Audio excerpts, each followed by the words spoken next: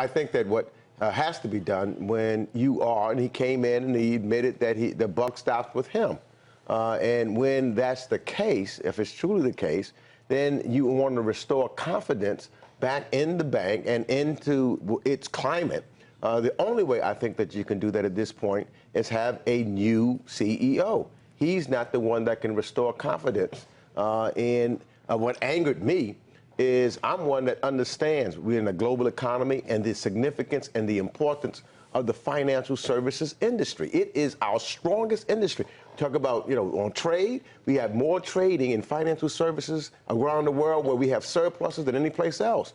But we've got this break that's starting to happen between Main Street and Wall Street that folks don't understand, and some of that is because of they don't have the trust in some of these institutions. Look, we've offered some criticism of what John Stumpf has done, how he's handled the situation since it came out. I think what was key to me was the idea that this was happening over a number of years and it never tipped anybody off at the top.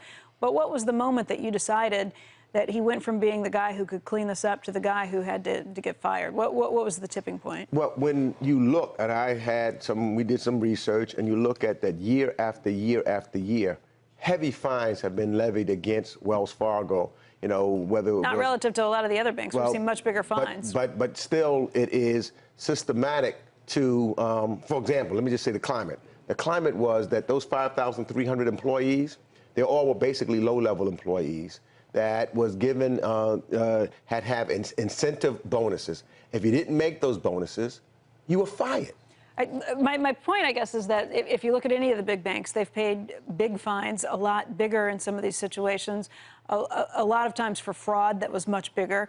This is widespread, and it hits at the basic consumer level. Is that the difference here? Well, this is, and it is, it is the average. It's a fraud, whereas, accounts are open, people are paying fees that they did not realize they were paying. It affected their credit rating. It affected, what they do on a daily basis, and that's just a climate that cannot be accepted, and it seems to be widespread, and therefore, you want to restore credibility into Wells Fargo. I don't want Wells Fargo, some of my colleagues and some others say break up all the banks, get rid of them. That's not the solution. Right. The solution is to get integrity in them, and let's fix them because they're so important to our economy. Hey CNBC fans, thanks for checking out our YouTube channel. Here you're going to find videos packed with all of the information that you need to be smarter about your finances. You can subscribe by clicking right here and click on all the videos around me or the eye right here to watch the latest from CNBC. Thanks for watching.